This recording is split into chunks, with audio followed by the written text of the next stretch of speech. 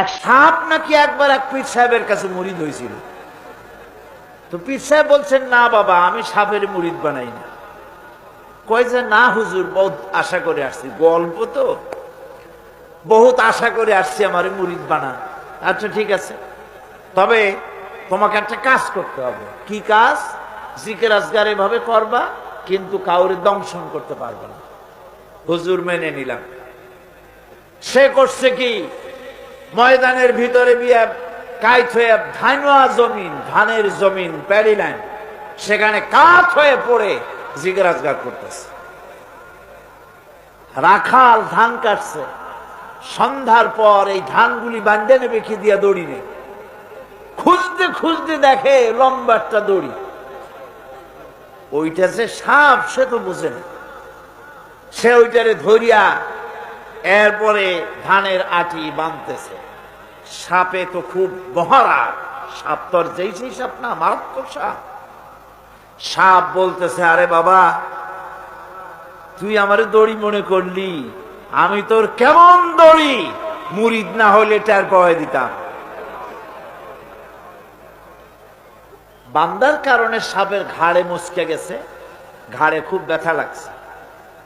বাড়ি নিয়ে যখন দড়িটারে ফালাই দিছে, মাথা কোন রকম কাজ করিয়া বহু কষ্ট করে পীর সাহেবের বাড়ি গিয়ে হাজির। বলছে, হুজুর, কি যে জিকির শিখাইলেন, আমার তো ঘাড় মুচকে গেছে। আশ্চর্য কথা, জিকির আজগারে মানুষের মানে কারো ঘাড় তো মস্কাবার কথা না, তোমার ঘাড় মস্কাইল কেন? পুরা ঘটনা সে শুনাইল। আচ্ছা, তা তুমি কিছু করলা না? কয়, হুজুর, আপনি তো নিষেধ করেছেন দংশন করতে। পীর সাহেব বলছেন, বেটা বেকুব, আমি তোমারে দংশন করতে নিষেধ করেছি, ফস করতে তো নিষেধ করি নাই।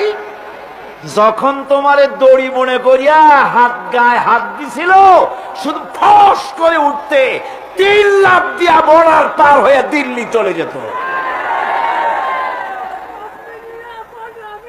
তুমি ফস করে উঠলা না কেন?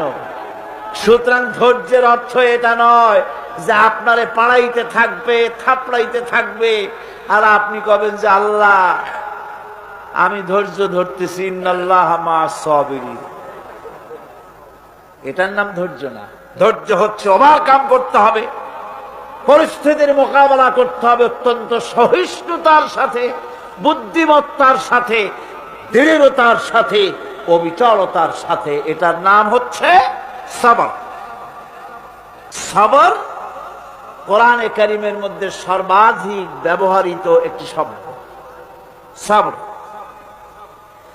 আরবি ভাষায় বিভিন্ন অর্থে এই সবর শব্দ এসেছে, তবে সাধারণত সবর শব্দের অর্থ হচ্ছে অবিচলতা, দৃঢ়তা, সহিষ্ণুতা, মন মেজাজের সমতা, ধীরতা, কষ্ট সহিষ্ণুতা, বরদাস্ত করা, এগুলি হচ্ছে সবরের অর্থ। আমরা মনে করি সবর হচ্ছে ধৈর্য। হ্যাঁ, ধৈর্য একটা ঠিক, কিন্তু সেই ধৈর্যের অর্থ কি? এই ধৈর্যের অর্থ এই নয় যে কেউ আপনার একটা থাপ্পড় মারবে আর আপনি বলবেন, ভাই, হাতে ব্যথা পাইছেন নাকি? তাহলে আমার আর একখান থাপ্পড় দিয়ে দাঁত যে কয়টা আছে তাও ফালাই দেন। এর নাম সবর না। সবর হলো বিপদে আপনি হতাশ হবেন না, বিপদে ভেঙে পড়বেন না, বিপদে থাকবেন দৃঢ়, অবিচল, মাথা ঠান্ডা, সুস্থ মস্তিষ্কে বিপদকে ওভারকাম করার জন্য কৌশল অবলম্বন করবেন। এটাই হচ্ছে সবর।